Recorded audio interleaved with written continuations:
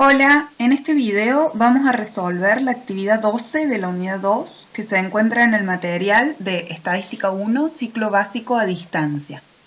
El enunciado de la actividad es el que se presenta a continuación y dice: en relación a la actividad 3, en la que se ha relevado el sueldo del entrevistado de la encuesta permanente de hogares para las categorías patrón y cuenta propia, se le solicita a usted que, y nos pide que resolvamos una serie de incisos, ¿sí?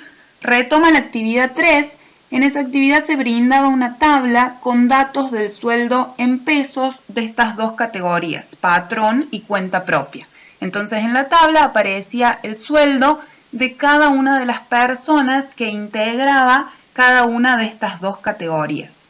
Fíjense que estamos trabajando con la variable sueldo, que es una variable numérica continua, ¿sí? Vamos entonces a resolver cada uno de los incisos que integran la actividad. El inciso A lo que nos solicita es calcular el rango para cada categoría y analizar el significado del valor. Para esto, fíjense que la tabla que aparecía en la actividad 3 era la siguiente, en donde aparecía el sueldo de cada una de las personas que integraban la categoría patrón y cuenta propia, ¿sí? Entonces, lo primero que vamos a hacer es definir las variables con las que vamos a trabajar. Como tenemos dos categorías, vamos a definir dos variables. La variable X como el sueldo en pesos de los trabajadores de la categoría patrón y la variable Z como el sueldo en pesos de los trabajadores de la categoría cuenta propia, ¿sí? Una vez que tenemos definidas las variables, para calcular el rango, recuerden que se trata de una medida de dispersión que se calcula como la diferencia entre el valor máximo y el valor mínimo de la variable que estemos analizando. Entonces, si consideramos la categoría patrón, tenemos que identificar el valor máximo, que es 2.200 pesos, el valor mínimo, que es 370 pesos, y al hacer la diferencia entre estos dos valores, obtenemos el rango para la categoría patrón, que es 1.830 pesos. Trabajamos de manera similar con la categoría cuenta propia.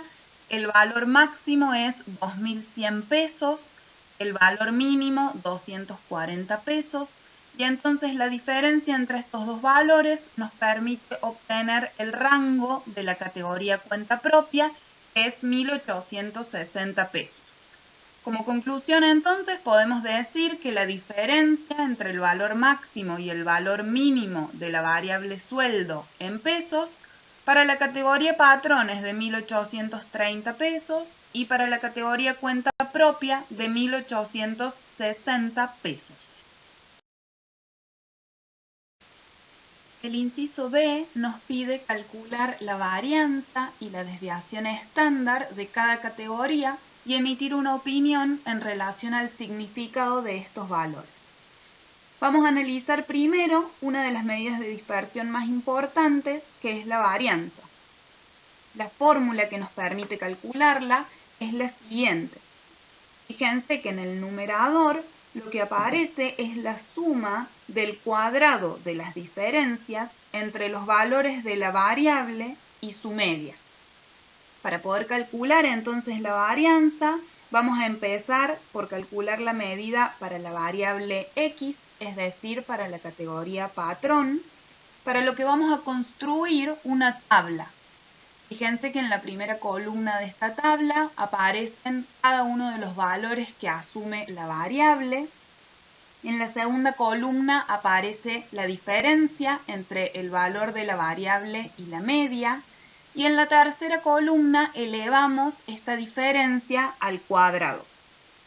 Para esto vamos a necesitar el valor de la media. Esa medida fue calculada en la actividad 3, entonces ahora la vamos a tomar como una información, ¿sí? Ese valor daba 1.280 pesos para la variable X. Y además vamos a dejar anotado el tamaño de la muestra para esta variable que también vamos a necesitar en la fórmula, ¿sí? El tamaño de la muestra para este caso es 9, es decir, tengo 9 personas que integran la categoría patrón. Vamos a comenzar entonces a completar la tabla. El primer valor de la variable es 1200. Vamos a hacer entonces la diferencia entre 1200 y la media, que es 1280. Esto me da como resultado menos 80. Y ahora elevo esa diferencia al cuadrado. Menos 80 elevado al cuadrado me da 6400. Vamos a hacer esto entonces para cada uno de los valores. Fíjense que si tomo el segundo valor, que es de 480 pesos, hago la diferencia con la media, 480 menos 1280 me da menos 800. Y si elevo esta diferencia al cuadrado, obtengo como resultado 640.000. ¿Sí? Ustedes deberían completar el resto de las 7 observaciones, ¿sí? Cada una de las columnas. Y una vez que tengo completa toda la tabla, vamos a sumar los valores de la tercera columna, ¿sí? Esta suma da como resultado 3.152.600. Y fíjense que ese es el valor que necesitamos para el numerador de la fórmula, ¿sí? La suma del cuadrado de las diferencias entre los valores de la variable y su media, ¿sí? Entonces, para poder aplicar la fórmula, lo que vamos a hacer entonces es, en el numerador, ubicar este valor. En el denominador tenemos n-1, esto es 9 menos 1. Lo que obtenemos entonces es el valor de la varianza para la variable x, que es 394.075 pesos al cuadrado, ¿sí? Recuerden que la varianza es una medida que está expresada en la unidad de la variable elevada al cuadrado. Continuamos calculando el valor de la varianza para la variable z, ¿sí? Entonces vamos a aplicar la fórmula que se presenta a continuación. Vamos a completar una tabla similar a la que trabajamos recién. Recuerden que para esto necesitamos el valor de la media, que calculamos en la actividad 3, que para esta variable es 737,14 pesos. Y además vamos a necesitar el tamaño de la muestra, que en este caso era 21. Esto es, 21 personas integran la categoría cuenta propia, ¿sí?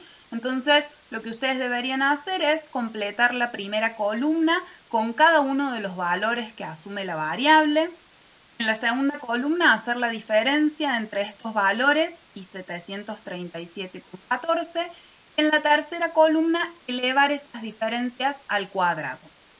Una vez que tenemos completa la tabla, sumamos cada uno de los valores que aparecen en la tercera columna y lo que obtenemos es el numerador de la fórmula, ¿sí? Y entonces estamos listos para calcular la varianza de z, ¿sí? Como el cociente entre la suma que obtuvimos de la tabla y n-1, que en este caso es 21 menos 1. Lo que obtenemos entonces como resultado para la varianza de z es 237.401,43 pesos al cuadrado. A partir de los valores de la varianza que obtuvimos, podemos calcular la otra medida de dispersión que nos solicita el inciso, que es la desviación estándar. La misma se obtiene como la raíz cuadrada de la varianza. De esta manera podemos calcular la desviación estándar para la variable x y obtenemos como resultado 627,75 pesos. Fíjense que esta medida de dispersión, a diferencia de lo que vimos para la varianza, se expresa en las mismas unidades que la variable, por lo que su interpretación es un poco más fácil de realizar porque hablamos de una dispersión en torno a la media de 627,75 pesos, ¿sí? Hacemos lo mismo para la variable z, calculamos la desviación estándar utilizando el valor de la varianza que obtuvimos. Encontramos que la desviación estándar es de 487,24 pesos. Presentamos a continuación resumidas las dos medidas de dispersión que calculamos para cada una de las dos variables, ¿sí? Y fíjense entonces que podemos concluir que se observa una menor variabilidad respecto de la media en el grupo de los trabajadores de la categoría cuenta propia. El inciso C nos pide calcular el coeficiente de variación de cada categoría e interpretar cada valor comparando las distribuciones. Recordemos que el coeficiente de variación es una medida de dispersión relativa, que se calcula como el cociente entre la desviación estándar y la media aritmética.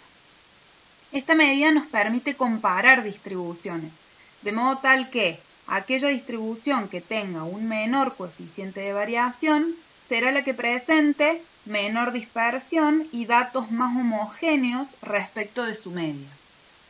Calculamos el coeficiente para la variable x, necesitamos tomar el valor de la desviación estándar que calculamos en el inciso anterior y el valor de la media de la actividad 3, y obtenemos como resultado 0,4904. Fíjense que si multiplicamos por 100, podemos expresar al coeficiente de variación como un porcentaje. Este indica el porcentaje de dispersión de la variable en torno a su media, que para la variable x es del 49,04%. Hacemos lo mismo para la variable z, tomamos la desviación estándar y la media, ¿sí? Y multiplicamos por 100 para poder expresar el coeficiente de variación como un porcentaje. Obtenemos el 66,1% como coeficiente de variación.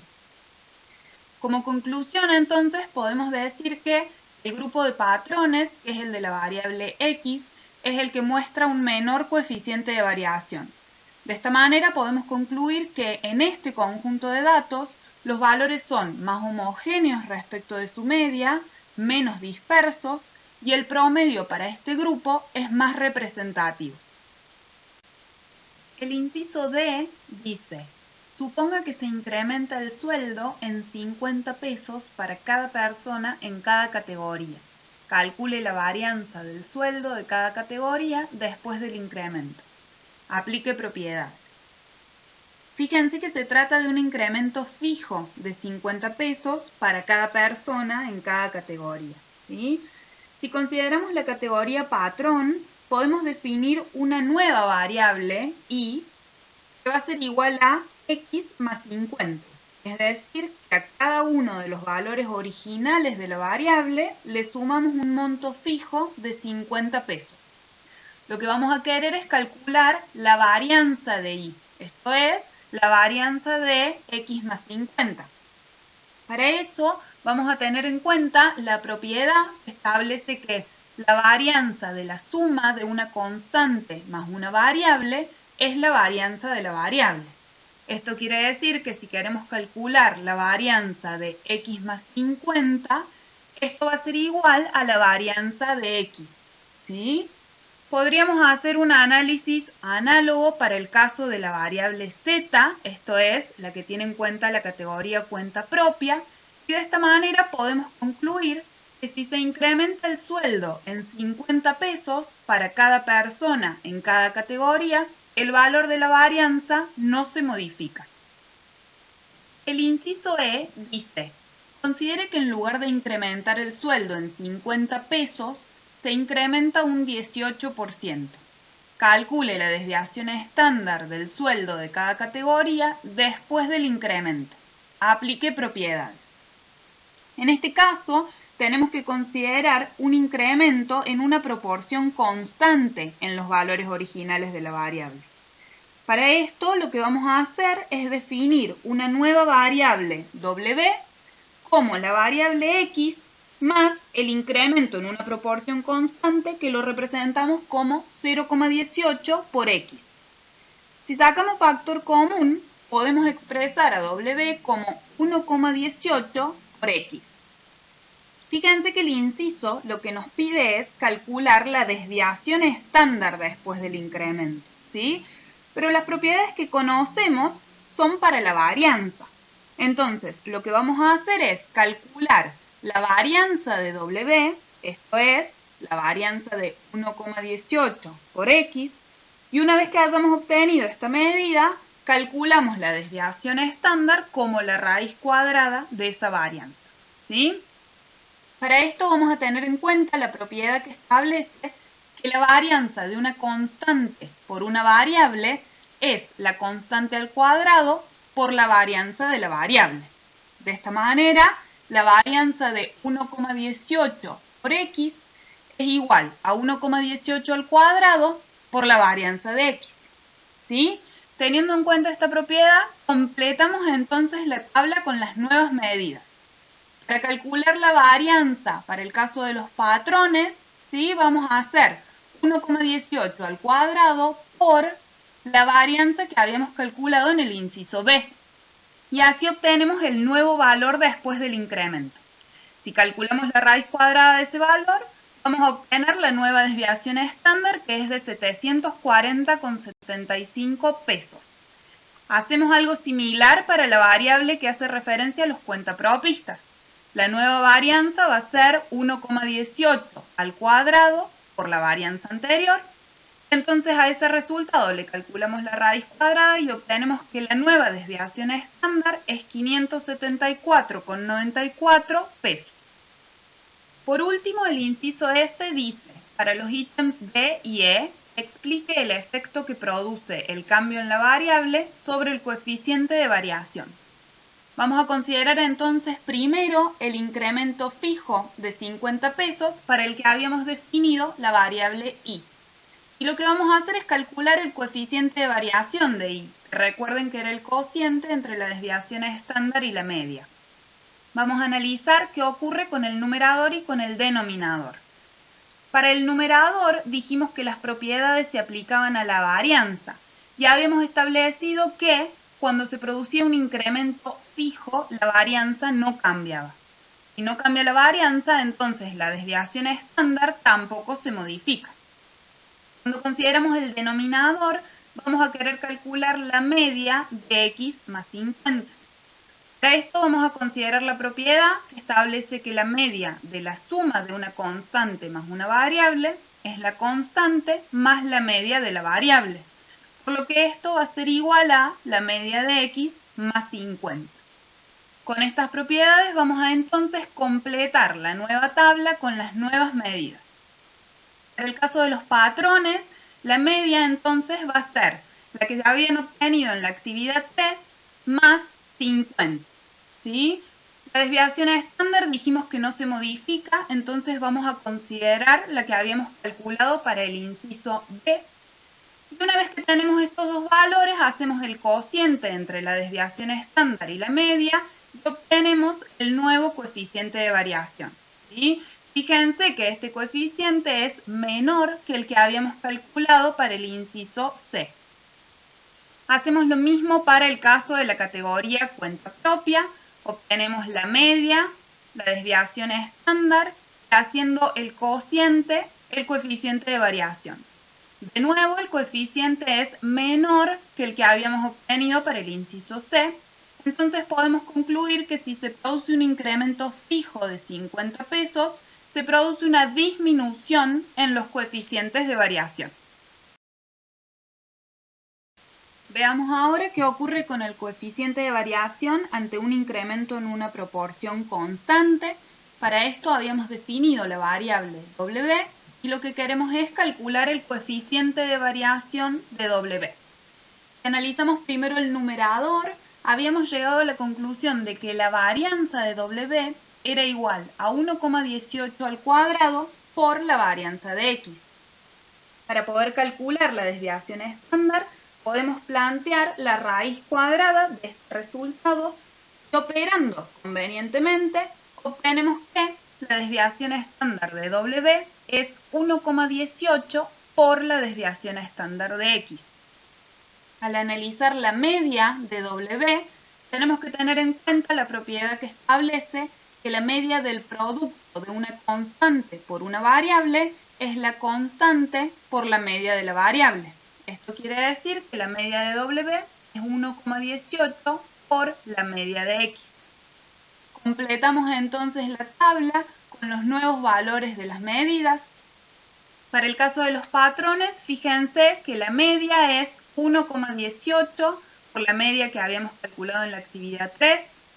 La desviación estándar es 1,18 por la desviación calculada en el inciso B. Y hacemos entonces el cociente entre estos dos valores y obtenemos el coeficiente de variación de 49,04%. Si recuerdan, este es el valor que habíamos obtenido en el inciso C como el coeficiente de variación de X. Hacemos lo mismo para los cuentapropistas y obtenemos un coeficiente de variación de 66,10%, que de nuevo es el mismo coeficiente que habíamos obtenido para la variable Z. De esta manera, podemos concluir que si se produce un incremento porcentual del 18%, observamos que el coeficiente de variación no se modifica.